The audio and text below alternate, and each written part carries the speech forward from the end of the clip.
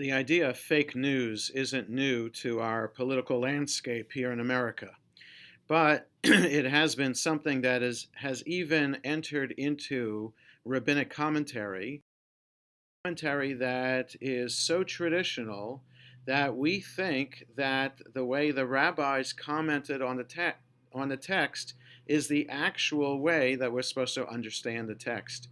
And so there is a risk of the rabbis interpreting the text in such a way that we lose really what the original message is. And we also don't understand why the rabbis needed really to produce this fake news.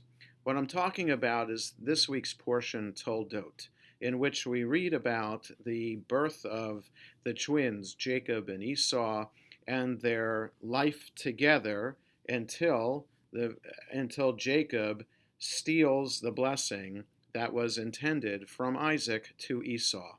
This whole idea that we're presented with in this portion is one in which it seems pretty clear from a straight reading of the text of the Torah reading that Jacob is one who deceives with encouragement in part from his mother Rebekah. We have Jacob grabbing onto his brother's heel as if he wanted to come out first, but his brother Esau was born first. We have Jacob selling the pot of stew to his brother Esau in exchange for getting the birthright, and so that Jacob would be considered the firstborn. And then with Rebekah's help, dressing up as Esau in order to get the better blessing as Isaac nears the end of his life. For all of these circumstances, the rabbis have to go out of their way to interpret the text in such a way that Esau turns out to be the bad guy in the story, and Jacob is just fulfilling his destiny, that he knew that he was supposed to be the firstborn. And so we aren't supposed to understand that Jacob is deceiving.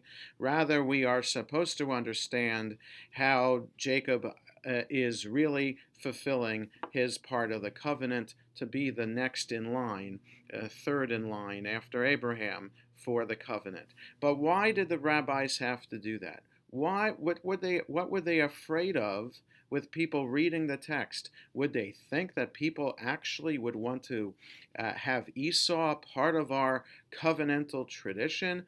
And would that be so bad to have somebody who is not considered an Israelite after the fact to be part of our tradition? What would be so wrong? What were the rabbis afraid of? And by the rabbis coming up with these false stories, they also maintained a sense that Israelites are better than other people, because Esau went on to marry a native of Canaan. His descendants continued to be pagan, non-Israelites. And so for the rabbis, the idea is we can't be associated with people like that. The terrible harm that this has caused throughout Jewish tradition, that even some of the more hardliners in the Jewish community today still maintain this idea that Jews are better than other people, all stems from this concept of the fake news, this commentary that the rabbis came up with.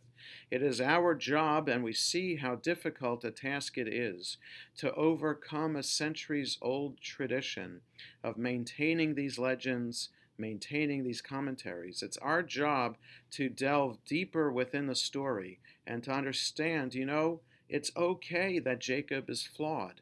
And it's okay that Esau is not such a bad guy. And we can learn even very positive lessons about our ancestors in that way. Let us always be motivated to delve deeper and find different and even better meaning in the text. Shabbat Shalom.